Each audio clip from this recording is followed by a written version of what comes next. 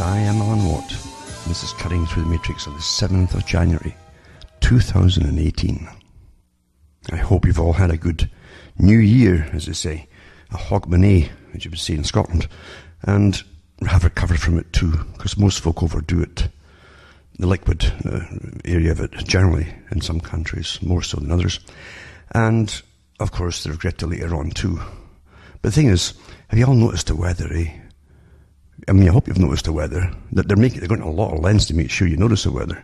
But the incredible sub-zero temperatures up here in northern Ontario, it's just amazing. For about a week now, it's been about minus 30 at times, minus 40 at night often. The worst part of the night is just before the dawn. That's the coldest part generally. If you include, on top of all that, the wind chill factor, it's astronomical. I got a bit of frostbite on my nose. My nose. I try to look at it, but I get cross-eyed when I do that. But just a little bit, because I was out there for the last 2 or 3 days, a few days actually, fixing my car. I had no option. I'd had it into a garage. I don't generally take them to garages, but because of all the snow and everything else and the sub-zero temperatures, I thought I'll get these guys to fix this one problem. And I wanted them to flush out. It was called stop leak for power steering pumps. Because I had a leak at one point, then I fixed the leak, and I put a new little cooler rad it's a separate rad for the power steering pump. A brand new one, but I wanted them to flush out. I put that in, but I wanted these guys in the garage to flush out the system, and they didn't. They charged me for it. And a few days later, I went up to town. I don't use the car too much. I went up to the garage, the garage just up the road from me. It's a gas station, really. And just coming out of it started howling. I thought, there's a pump gone. Because I had it in the back of my mind, did these guys flush this stuff out or not? Because the stop leak stuff, which you add to the oil, it's not all stop leak, it's kind of like a chewing gum thing. It's kind of thickish. And it's not really an oil. And it should be flushed out as soon as you can. And it was only in there temporarily. And so there you go. It wasn't, and there's a block somewhere, it caused a block somewhere with the sub-zero temperatures. And bang went the pump. I managed to just get into my driveway. But for the last few days, I've been taking the thing apart and out there in those temperatures. You wouldn't believe it. It's an experience. And I don't regret experiences. Honestly, they kill you. Because if they kill you, you can't look back and think about it. It's not like to think about things after they happen. But a few days on the trot there, that kind of temperature, how fast, you got to take your gloves off. When you're using bolts and nuts and certain tools, and a lot of the work you do in a vehicle, you got to feel it sometimes. You can't see the thing. That's how they build them these days. It's called progress. But you find that your tools are sticking to your fingers when you do that. Only for a little while, poof, very quickly. And then your nose starts running. At one point I had to come in because my eyes were frosting. My eyelids were, the lashes were frosting together. And when I came in, of course, you got all this white frost over the front of your face because the breath is coming back and it creates this little sheet of ice on you. And I thought, I looked at the mirror and says, gee whiz, you're looking really pale, Alan. You know, and I certainly was. But there you go, that was I just kind of finished it, some of it and most of it today, in fact. The temperature, I think, is to go up naturally once I've done it a few degrees, so it might be easier. But that's my saga for the new year. Meaning, yeah, you're going to eat more of that stuff again. You know what it's called. For this year, you did like last year too. That's the way it goes. Some of us get the breaks and some of us don't. That's just the way it goes. But here's the new year. And the new year will be just as bad as the last year.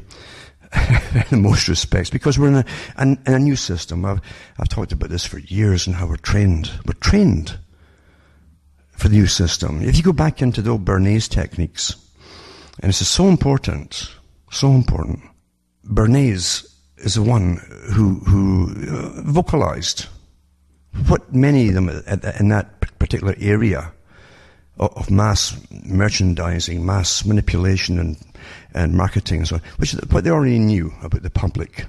And he was, again, the nephew of Freud, Sigmund Freud. Bernays himself, just like Freud, were part of a kind of revolutionary movement, you say, too. I really mean that, too. For destroying the old system to bring in a brand new system. And get rid of all the old gods and so on. And bring in their own god, which is themselves, as the masters of intellect and psychology and psychiatry. And they hoped to create a new kind of world by managing the affairs of everybody else and telling everybody else what was wrong with them. And getting paid awfully lucratively for it. But Bernays used the same techniques of unconscious or subconscious drives and used them against the people for profit. Freud used his techniques to get profit from treating people, where Bernays actually was going to exploit them, and he did. He exploited them. He worked for different presidents too, awfully good at what he was asked to do to alter the opinions of people, and even to get them into World War I, by the way. He was given the task by the president of Wilson and the crew around Wilson and even formed a marketing company just for that, and put books out on why they'd have to get into war. And then after the war was over, naturally, they having tremendous egos, he boasted about it and said how clever he was at manipulating a whole country into that. But he also used the American military for his private enterprises by getting them into, I think it was Venezuela, and it was an American Fruit Company. One of his clients, they were breaking away and demanding more rights and so on, wages and all that. So on behalf of his client, he got the military to go in and call them communists, and they got rid of their leaders. But that's the chutzpah of the world. Real boldness, as the knights say, you see, and that's part of the old Masonic lore as well, and the Templar lore. Bold, you're a bold knight. Bold is someone who breaks the conventions of rules and does something audacious. And because of that, if he's lucky, he'll get away with it and he'll succeed. He'll do the entirely unexpected, because everyone else is so cautious and they follow the rules. That's the idea. But Bernays said, if you want to alter people's opinions on things, don't start from the grassroots. He said, look for existing institutions and go and see their leaders. And of course you can bribe them and pay them money, and you can call it anything you want, big donations, whatever, such as preachers and so on, and you get them to get their flocks to follow you. The same techniques were used when George Bush Jr. was in, because he asked all the top televangelists and radio evangelists in, the big known guys in to see him, and he basically paid them off if they would bring all their congregations on board. And that's how it works. You use existing organizations that are already there. Followers are followers, and they tend to go along with the leaders, and even if they don't understand why. And that's an important part of it too. They really don't care about understanding why some of the time. A lot of folk will join the military and go to war and be quite happy with the very basic, simplistic, and often generally absurd propaganda that's used at the time. And they'll stay with that their whole life long. They choose to stay with that their whole lives long. And it's good enough for them. But Bernays himself knew how to use the sexual techniques against the people. It's a very important drive, incredible drive, because if we don't have that, there's no procreation, there's no children born, and we die off, basically, as a people. But Bernays himself also, as I say, was a revolutionary, and in fact he wanted to fund very avant-garde French plays across America. It was a time of the absurd painting where the eye would be down at the chin, like Picasso stuff, you know, and real art and works of art. Genius there. It is too, if you stand on your head, you can actually make something out. But if you look at what Bernays was pushing too, some of them were plays about the standard stuff, push sex until there's no restraints at all, no social restraints on sexual activity. They never touch, of course, on the fallout from it. But that's part of the agenda. We've all lived through it. We've seen it in our own lifetimes, most of us, where you simply get the state to pay for abortions and treat all the venereal diseases that you can treat, that are an offshoot of it too. And you have all these lawyers and social departments to deal with the breakups of families and all that kind of stuff. Total socialism, you see. And the big boys at the top want that. That's what they planned. And they're the richest people on the planet. You got to get out of this little hole you've been put into as a left wing or a right wing and see it as it really is. And whatever works for the ones at the top, whatever they want to call it, they'll use it. just like the far, whatever you want to call the Western world, studied the communist techniques, and the communists studied the Western techniques, and whatever worked really, really well, they would use. That makes perfect sense, of course, if you're really into control. But Bernays himself, as I say, even promoted a French play to do with a guy who deliberately goes out of his way, kind of Nietzsche in a way, and contracted syphilis, and then he has a syphilitic child with the woman, and goes on and on. And it was promoted as a kind of good thing, and why don't you dare to do all this stuff? Because remember, the whole idea was to obliterate society as it stood. And certain people wanted to totally destroy all cultures, everything, and bring in a new system. And psychiatry was born for that reason. It was psychology. It was born. That was the purpose of it.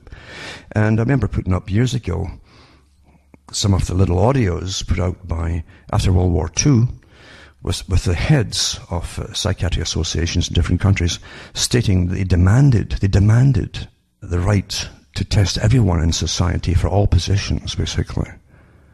Now, there's control for you. And we've actually seen it in a certain area. They keep pushing the same agenda, like the Gurfic idea in Scotland they were trying out there. And I don't know if they've packed it in now or not, but they were definitely pushing for everyone. And it wasn't just children to be examined and ranked according to charts and all that with your psychological fitness, and then motivated to do whatever your bosses told you to do. This is the system we live in. It's all to do with control freaks and so on. But the news itself, again, too, is changing all the time until it's not news at all. It's like manufactured, rather third-rate drama we get. It really is, isn't it? But one thing that Bernays said, too, he said, apart from, use existing institutions, he was also the master at setting up front organizations to promote products for clients. And so if you came with a bunch of minerals, for instance, and you give it a fancy name like XYZ X22, see, it sounds better than vitamins, minerals. And there's a difference to the first one now, XYZ, 22, whatever you want to call it. There's a difference, because the difference is like $80 between that and minerals and vitamins. So, but what you do is you get a bunch of, maybe 3 or 4 qualified doctors or pharmacists or people working in pharmacology, and you get them you form a little fake company. You can actually license it for a little while. Then you start publishing it. We have 4 of the world's top scientists here who says that this not mineral and vitamin, it's XYZ-22, whatever you want to call it, is better than minerals and vitamins. And people will believe that. It's we're very trusting. And when something's said with authority, we want to believe it. But actually, and that's the main trick. So, doctors are given an awful lot of training. Always to be on top. Well, today it can work out that way too. But I'm saying on top of the patient's will, basically, because they want a patient who will do what they're told, who will simply obey. They don't want patients who question them. So they're taught to assert authority right off the bat. Down through history too, that can be a plus or a negative thing. It depends what they're giving you for treatments at that particular time. I mean, look at the whole history of medication, even in the last 100 years or all through 20th century. The horror shows from various medications and all the rest of it, they're now quietly tossed out the window because of the damage they did. And it took them years. Like always, it takes years and years and years before they actually come and admit to anything at all. Because they're businesses. So that's what Bernays said. Get a few of them together, promote them into magazines. Oh, the so-and-so Society of Scientists, blah, blah, blah. I've said this product is fantastic, and here they are to tell you why. And that's how you push all that stuff. The same with everything else. Climate change, you name it. Here's the scientists who are going to push this, and they're all on somebody's payroll. That's how it works. The whole system's like that across the board. But a really important thing is, too, Bernays said that rather, I've said this a few times before, rather, like it used to be, make good products and sell them to the public and have word of mouth. That's how it used to be. Word of mouth was awfully important up until about 1950s and 60s. I bought so-and-so from Sears, a lawnmower, it was awfully good. And so that's how the word got around. But some other model from some other place or whatever, and they named the model, if it wasn't so good, well, that would get around too, negative. And the big Bernays type characters had already gotten on board long ago, before that, even in the 40s and 50s, how to promote a car, from being just a car to selling a person a dream, a fantasy.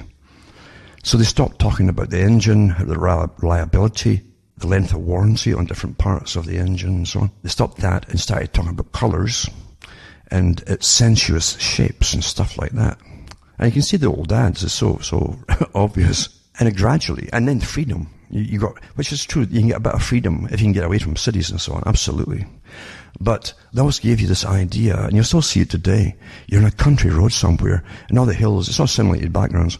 Just you and the birds flying in the sky there. And you're flying along there. There's no police after you going, whoa, you're breaking the speed limit. None of that stuff. And your car doesn't break down. You've got a big smile on your face, big grin all the way along this road. Because there's no other traffic anywhere. And that's the dream that they sell you today. And it works awfully well. But everything's sold the same way today. Everything. So what you do is, Bernays says, stop selling a good product. Because the whole idea is to get as much profit off the schmucks as possible who are going to buy this thing, whoever it happens to be. And what you do then is convince them they've got a good deal. And it really will be a good deal for as long as their imagination lasts. Some folk have a lot of faith in their imagination. They can last quite a little while. Other folk catch on pretty quickly and they're not happy at all. But Bernays said that. He said, don't make good products anymore. He says, for the top profit and everything else, cheapen it all. Sell it with the fantasy. And train the public. You train the public to suit your products as opposed to manufacturing good products to suit the public. Train the public to suit the inferior product. And that's where you are across the board today. With everything. Politics, news, you name it. Everything. Everything is like a this, like a that. It's not the real thing.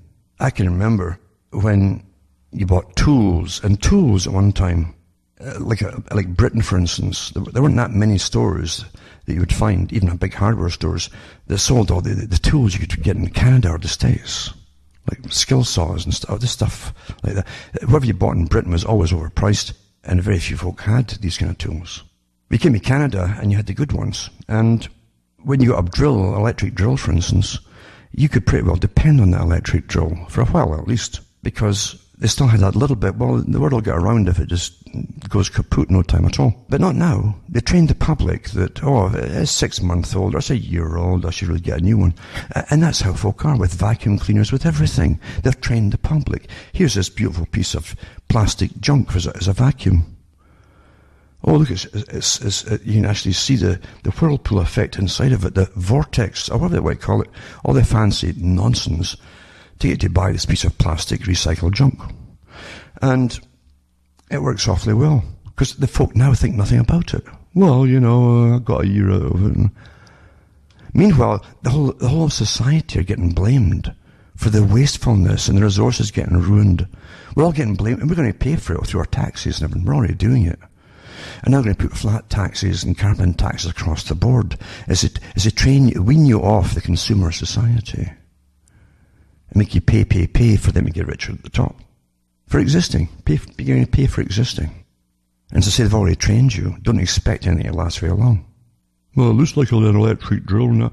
Meanwhile, this little shiny little plastic, you use it a few times, then the head, the chuck at the end where you put your drill bits into, it starts wobbling like crazy. You've only used it 3 times, and it's worn right out already.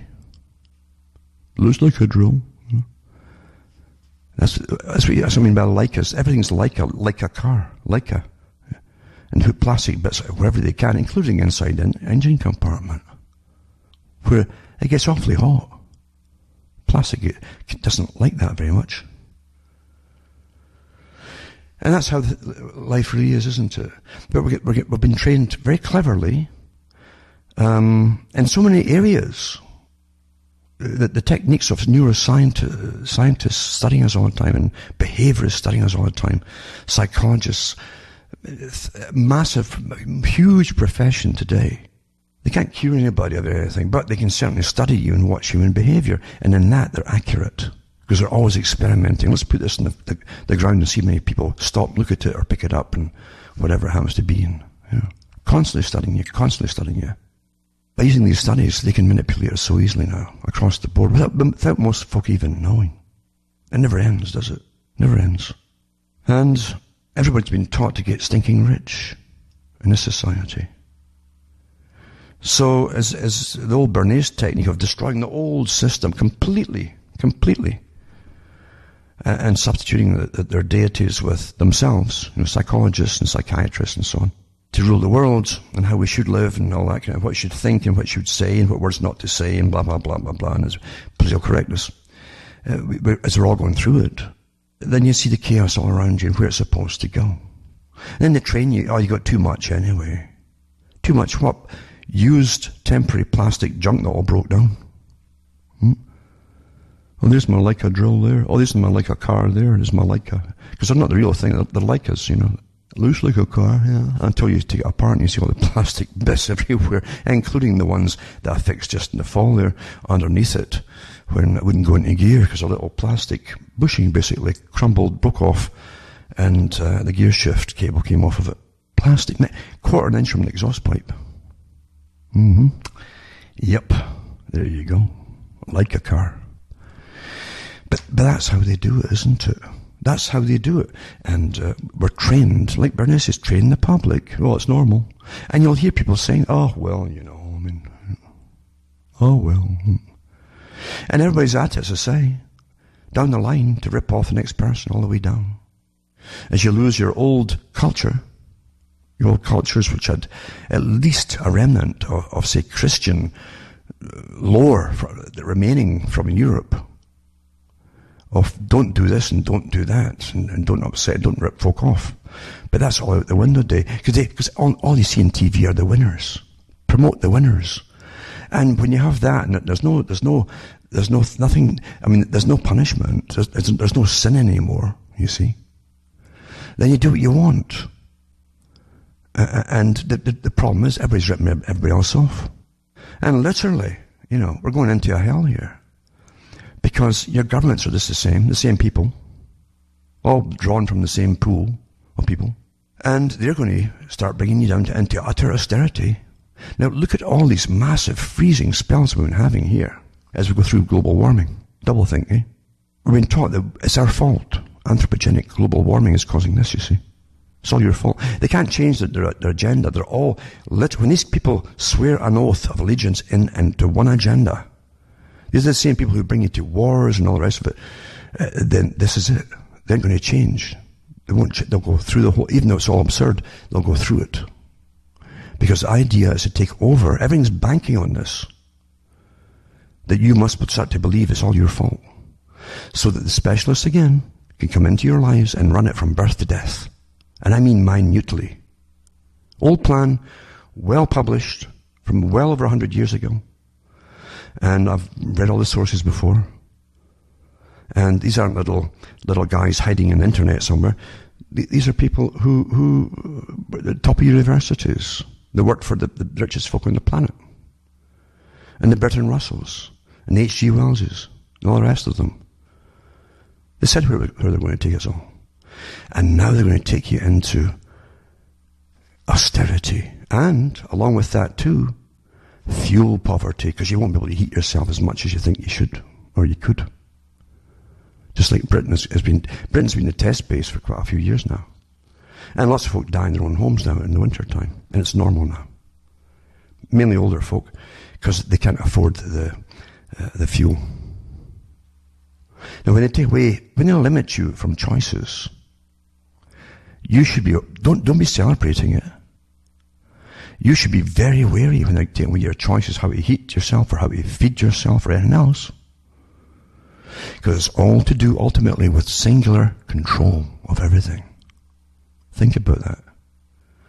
And when they ban all your coal or all your wood and all these other things you could use, and let's be honest, who gives the people a right to ban anybody else from staying alive?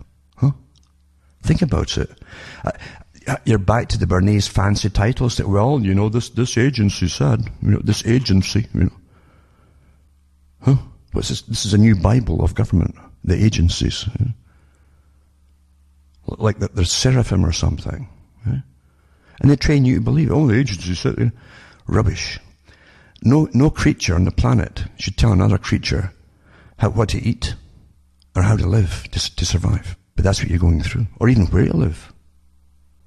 Because we condemn a lot of houses because it's not thermally efficient as you go through the global freezing because of the global warming. And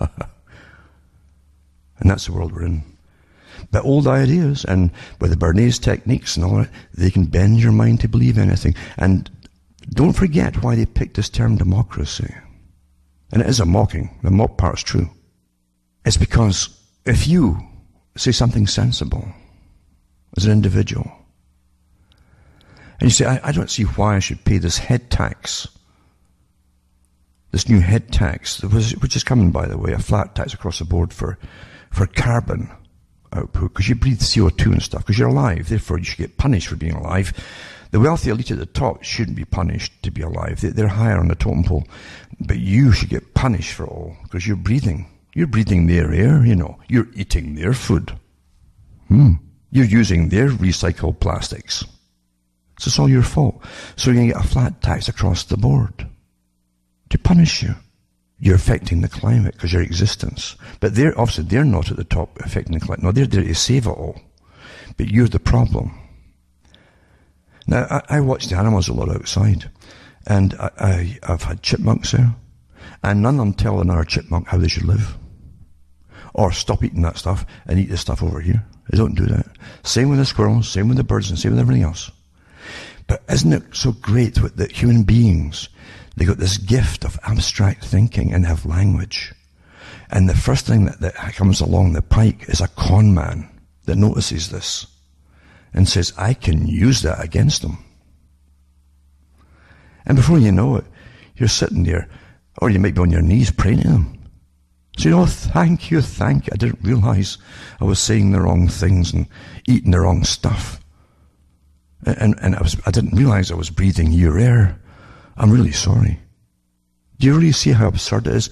Everything from the beginning of time in this world, when it comes to human affairs, is about power. And who is in power over whom. That's what it's about. Winners and losers. Winners and losers. And unfortunately, in the system, where anything goes to get rich, the biggest psychopaths are the winners, because they rule all over you. Then they can hire lots of Bernays types to figure out new scams to control you and manage you and live off of you much better than they're even doing now. And that's incredible now. If you were to take the wealthy people's lifestyle in, say, 1950, and compare it to the same equivalent status of CEOs, or the top CEOs of corporations today, it's an enormous gulf that they've moved up on. It was amazing back then, but now, the profits they can get off say, China, for instance, where it's awfully cheap to get anything made. And materials too. And with all the scams of free trade to suit the big corporations. Even the people who live in Canada and in other countries who signed on to this thing we're paying the shipping and the postage from these third world countries. And what a joke. You can't imagine calling China a third world country. How many billionaires do they create every week now? But anyway, we're paying to ship this stuff in. That's part of the free trade deal. And you wonder why it lands on your doorstep and it's so, but you can't even post it within your own country, the same item, for under $20, maybe 40 or 50. Free trade. Everything is a con and a racket for the same elite bunch at the top. And isn't it sad, eh? It's rather sad. But anyway, that's the way it is. And now they're going to overdrive when they really push all their geoengineering even to the full and complete manipulation of the jet stream currents in the air. And that's old stuff. It's all admitted to declassifying stuff from governments saying, yeah, we alter the jet stream and even bring it down, touch the ground if we want to, never used to happen. But they can do it now with even the HARP type projects and have them all over the place now, not just in Alaska. And the whole thing is what, you take Arthur C. Clarke. Think about it. Arthur C. Clarke's a science fiction writer. He said eventually, and it's pretty well here when he wrote about it, he said science appears like magic to the primitive mind. And you might think you're educated, but to the current standards of the hyper-elite way up there, even the hyper-academic groups that are way above university levels, because there are other agencies and types of learning way above that, believe you me. We are primitive. And what you're not told about, because you're trained to believe they always tell you. What was it that Brzezinski said in his book, Between Two Ages? He says the people can only talk about what they hear in the previous night's news or whether it's on television. That was written in the 1970s.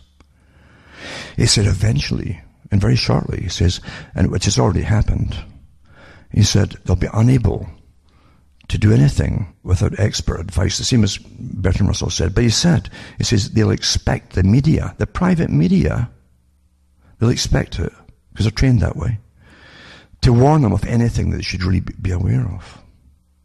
It'll be an appendage to their brain, basically.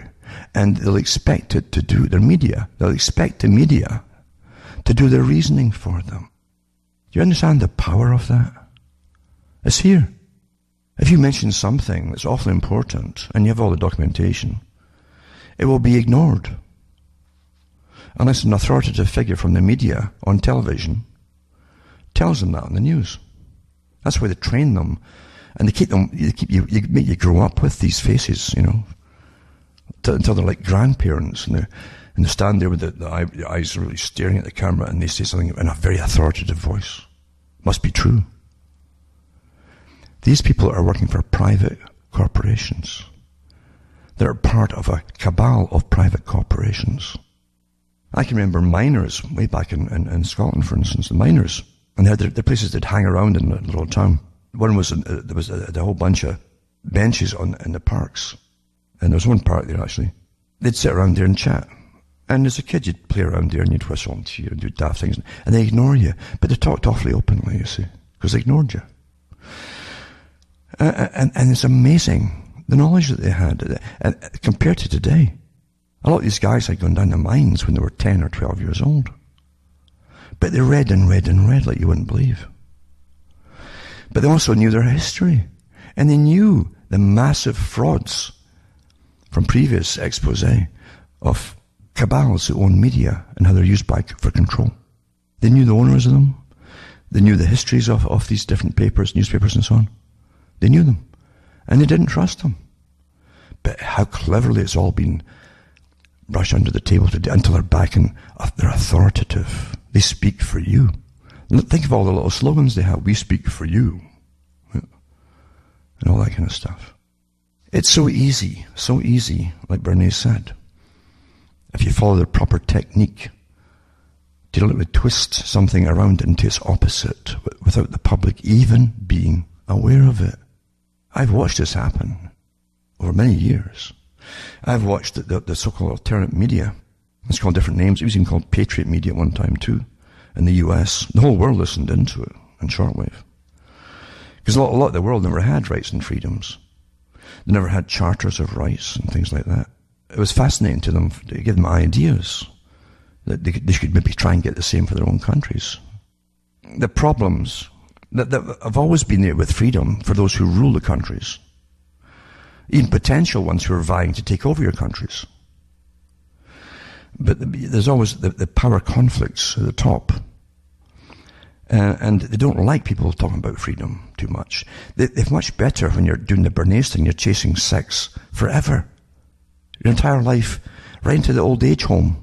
And just don't cause any problems about asking questions about what's life all about, where is it going, and who's running it all. That can be a nuisance, you see.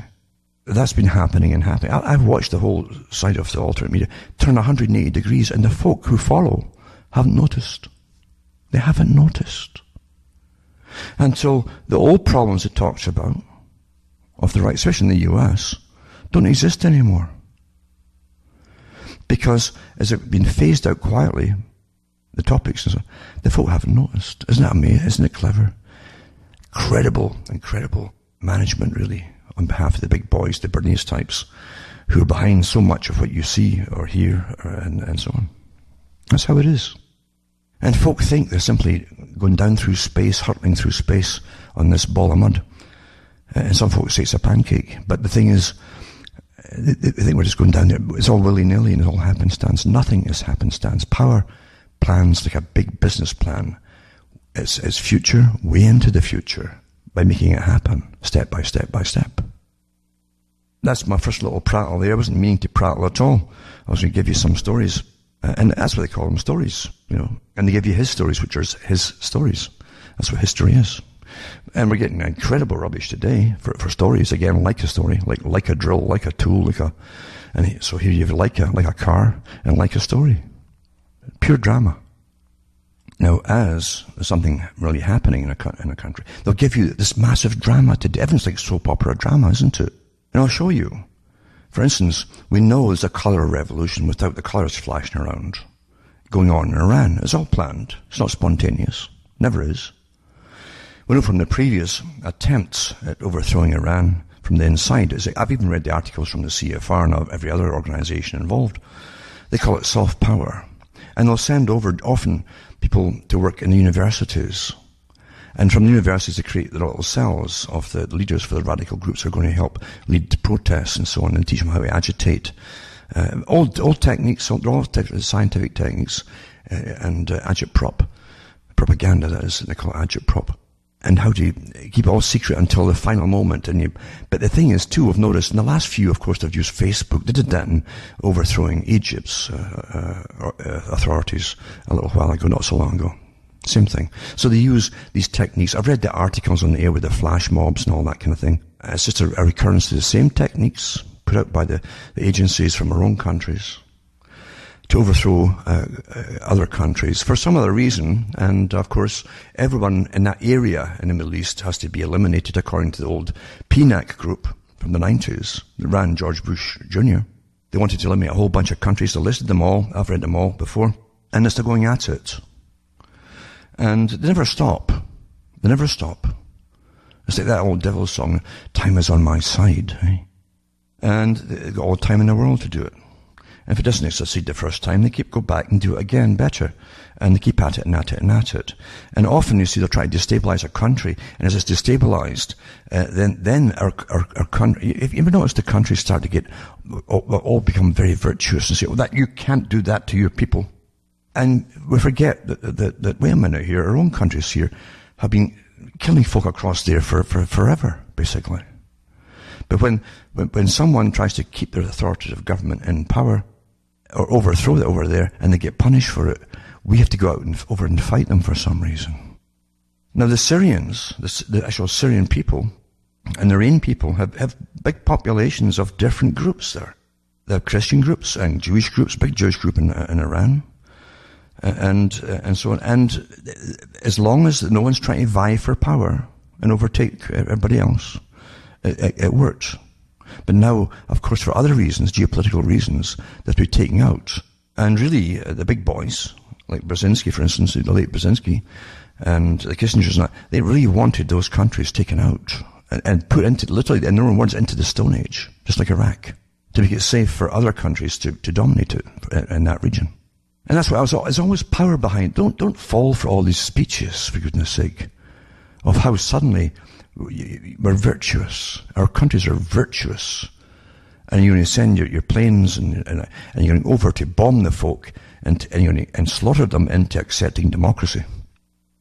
And the reason you get democracy, as we should know, but folk don't know and they don't think about, because all you get is the vote. That's democracy. And whoever they present for you to pick is who you'll pick. And as Carl Quigley said, the Council on Foreign Relations, he says it's always one of our people. Because everybody who's the top of every other party is a member of the Council on Foreign Relations. So it doesn't matter. But what happens back to the individual like you, as I was trying to mention earlier, before I started prattling on and rambling, is that democracy, when you say, I'm not going to go along like that, I'm going to do my own thing, and I'm going to eat what I want to eat. I want to say what I want to say, and I want to think. Leave my thoughts to me, and I'll think what I want to think, and I'll say what I want to say. And what I see is what I'll say, which is a no-no today. Is the power? You can just feel a stifling power coming in of total ruthlessness. There's no compromise in liberalism. It's the most intolerant bunch of all. But then power always is, isn't it? But when it comes to you try and stick to sanity. Just sanity, basic sanity and logic, and they won't allow it. They're ruthless and vicious now. And when they use their governments to come down on you like a ton of bricks, you're really in trouble. So forget going over to other countries and overthrowing their governments. You better stop and think, what on earth is happening in your own countries, for goodness sake? What are these movements? Who's behind it? Big story there. And there's different levels. The Bernays techniques at different levels in them. And often the ones above them are having a different agenda than the ones below them. That's the standard old technique that was learned long ago from the Jesuits by the Illuminati boys. I hate that word, Illuminati. But that's what Weishaupt, he took the Jesuit technique of confession, which is good for the soul. Until all the members come in and they must have a confession, and they're blackmailable. Then you use them. But they don't let them know they're getting used. You give them something which they'll truly believe in. And Weishaupt prattled about how stupid these people were that you use. Don't forget that. Anybody's getting used, stop it and think about that. He had a bishop, he said. So he said. And he explained the hidden meanings in the Bible to such an extent, it totally overwhelmed this bishop until he had tears. He says, it's all making sense now. Good con men can make you believe anything. But the trick was to use them in different layers and levels and degrees, that's what they call it. And the ones who did all the work and the fight and the dying and all the rest of it would always be doing all that for a cause which was completely different from the ones at the top above them. But they'd never know it. Clever, eh? You wouldn't believe how intensely we're studied. You wouldn't do it.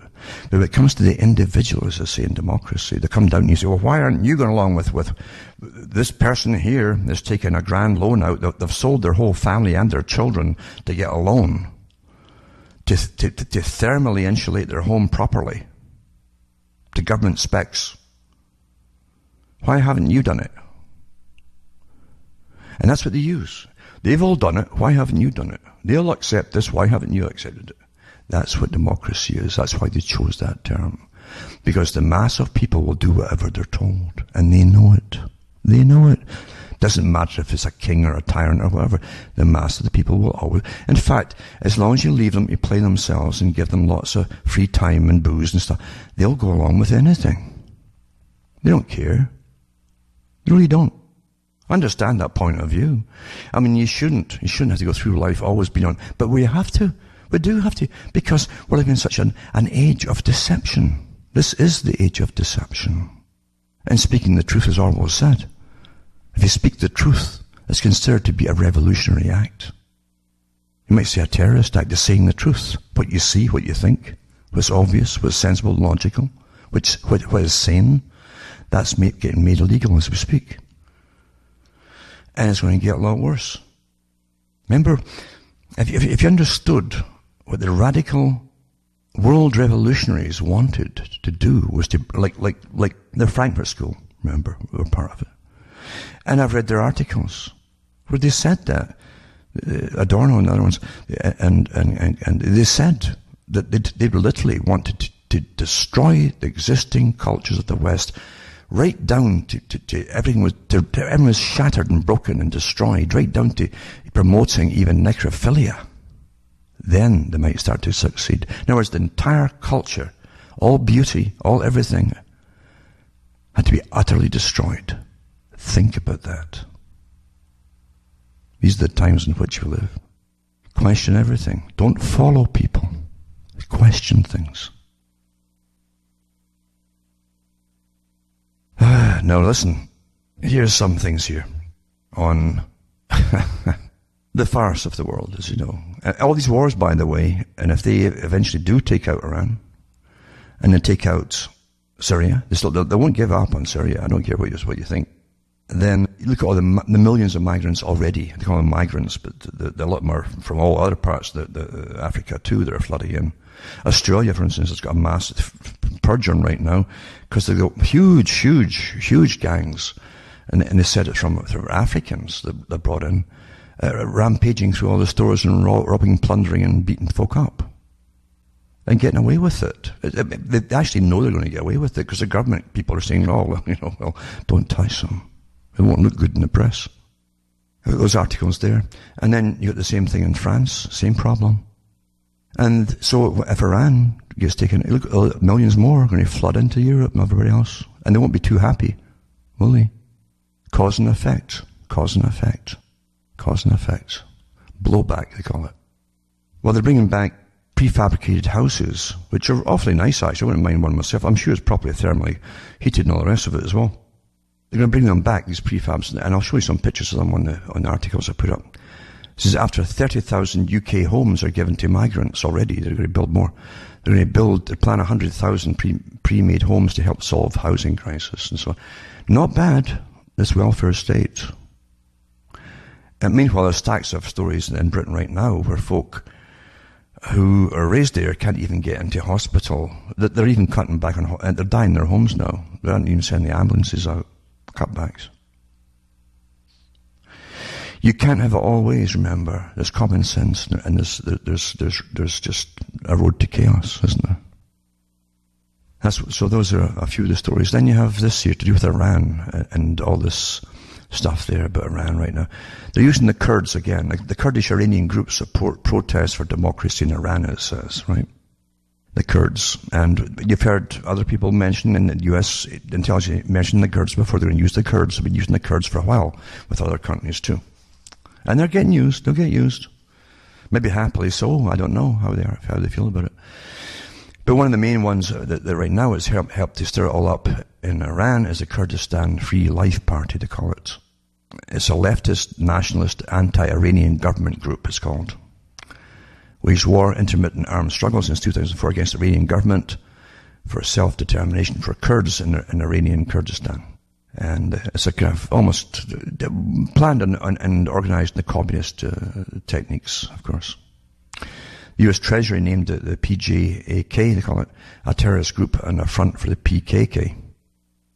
And their fronts, these two groups are fronts for the Kurdistan Communities Union. And the CK, an umbrella group, is also insurgent groups within Turkey, Iran, Syria, and Iraq. So they've been using them for all over the place by the intelligence agencies, naturally. And they consider them to be a terrorist organization for the US, that's what they claim anyway. And Turkey and Iran too, naturally. Then again, back to the old colour revolutions that they've tried before. Iran blacks out social media as President Rouhani slams Trump and addressed his nation after defiant protesters faced water cannon and hundreds of arrests on the fourth day of demonstrations.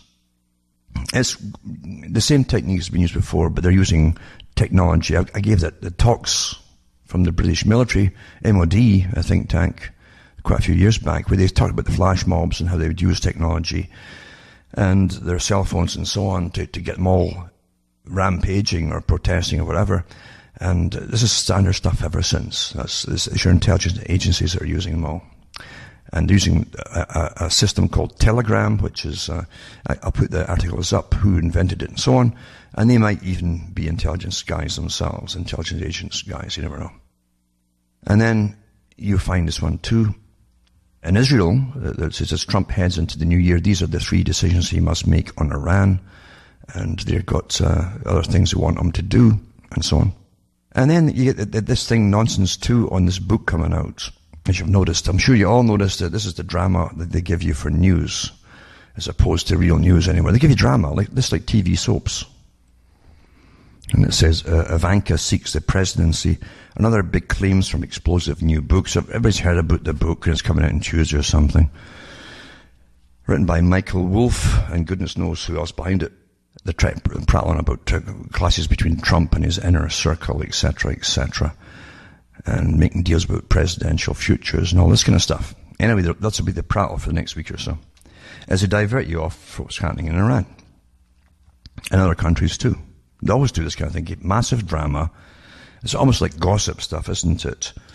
And it's something big is really happening. They've even pulled Kissinger in it. It says what Kissinger meant by White House war between Jews and non-Jews. And one of them's, these are from Israeli papers, actually, and Jewish papers in the States too. It says that his quip to journalist Michael Wolff, and the subject is quoting Wolff's bombshell new book about President Donald Trump and his circle, is setting some head scratching. It's a war between Jews and non-Jews. Kissinger, the former Secretary of State and National Security Advisor to Presidents Nixon and Ford, told Wolff of the Trump White House. So apparently, again, it's a great build-up. It'll be a great bestseller because they build it up in the typical Bernays technique, make folk want it and drool for it, and it's probably pretty weak, once it's really out, though. There'll be more gossip rather than substance. And then the same thing here, another paper too, for the Daily Mail. It says it's a war between the Jews and non-Jews. Henry Kissinger tells Wolff there's a growing rift in the White House between former Trump advisor Steve Bannon and Jared and Ivanka Trump, and so on and so on. They talk about the different conflicts that they've got on the go here too. And that stuff you can go on forever. It doesn't really bother me because I've seen this stuff for years and years and years. Drama, as other things are happening too. And I'll put all these links up too, as I say. So if you want to read them, you can read them and see what all the gossip is about. But it's really a great build-up, isn't it, if you want to market a book, which is due out on Tuesday, apparently. I think it's Tuesday. That's good marketing strategy. And other papers too have got that up about the same big. That's going to be a big topic all week. Like, I've got to find out what it means. I've got to find out what it means, and so on. There's drama, and you won't get very far with it. Then you have this one.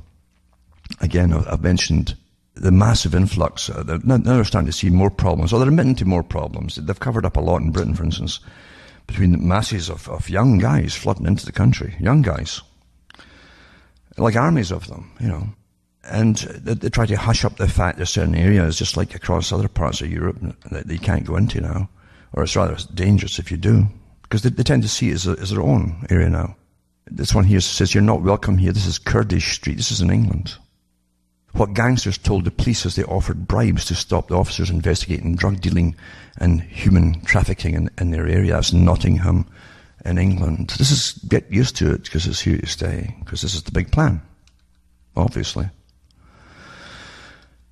And I put the ones up too with the different police officers getting assaulted in Paris as attackers filmed it and laughed and kicked her like a little rag doll, it says here. Because that's culture, modern life. That's the world we live in, eh? And the rest of it is just literally trash, junk, tabloid news we're getting now, isn't it?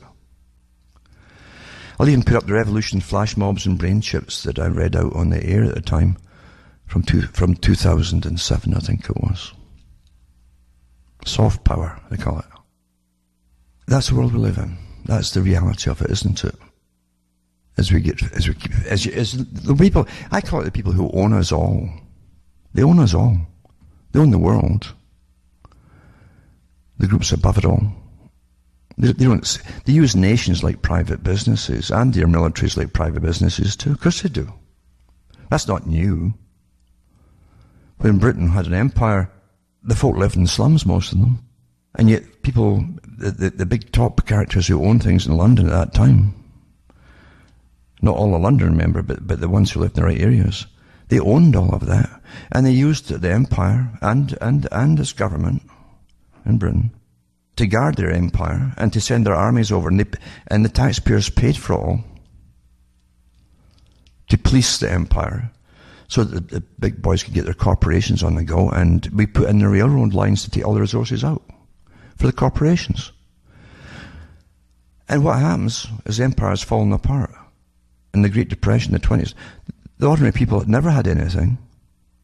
They were peasants, they were starving. Right into a World War I.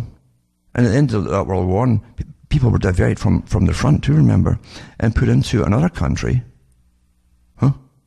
The same old thing. Egypt, Palestine, that whole region, remember that? And folk couldn't figure it out at the time. And you have to see who owned the canal at that time over there. See who owned it. It's interesting. And nothing changes. Small groups run the planet, always will. And they'll have a myriad of intermediaries between you and them, and groups and front groups and all the rest of it. And every facet of society, even your thoughts, and even what you complain about, are managed for you, because you don't realize that the choices are already made for you and what you want to bitch about, talk about, complain about, or even like. That's how you manage the world. And with the internet today and the incredible surveillance they have, and you all volunteer to put it up every day for everyone to see, and I've read the articles from all the universities that are involved in studying you all on behalf of your owners to make sure it's all going properly. It's astonishing, isn't it? As I've said before, they love democracy because the majority can be counted on to go the way, the path of least resistance, which is what's pointed out to them on everything. Well, I'm sorry for this quick rant tonight, but I wasn't sure what I was even going to talk about, to be honest with you. And that's the way I prefer it. I don't like these planned things. Like, before you know it, you'll get somebody in to manage you, and they'll manage you and produce you and all the rest of it, and give you a fake image and all that. And I'll be yelling on my talks or something. And no way. This is life. And some folk chase incredible riches. I'd be happy to get enough just to get by and have a decent vehicle. But you won't even get that, because your big boys and your masters, as I say, step by step, will be taking your homes from you. Remember the end of private property. And you're all waiting to say, oh, we're not going to let you have private property. No, they do it by their means. Oh, we're saving you because it's an environment. Or, that house isn't thermally approved. It'll be too carbon heavy, and it's dangerous to the planet. We've got to move you out of there. Many ways to accomplish the same things. Many ways. They're not stupid at the top. Always remember that. And it's a global agenda, the whole planet, eventually. And they'll, again, depopulate with it too. As you can't heat yourself, in comes diseases. As they take away your abilities to have decent food to eat, when you need high protein and so on, again, disease will come in. It all works together. And then when you get severe winters and you're not allowed to use this kind of fuel or that kind of fuel, and you can't afford the rest, then you'll die. That's what's planned. Think about it when they push environmental nonsense and global warming nonsense. The climate's always changed, don't forget it.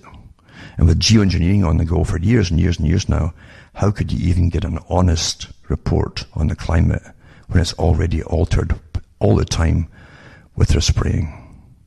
For myself, from Ontario, Canada, where it's about minus 35 right now, that's about the same in both scales. It starts to even out around that level. It's good night to me. Your God or your gods go with you.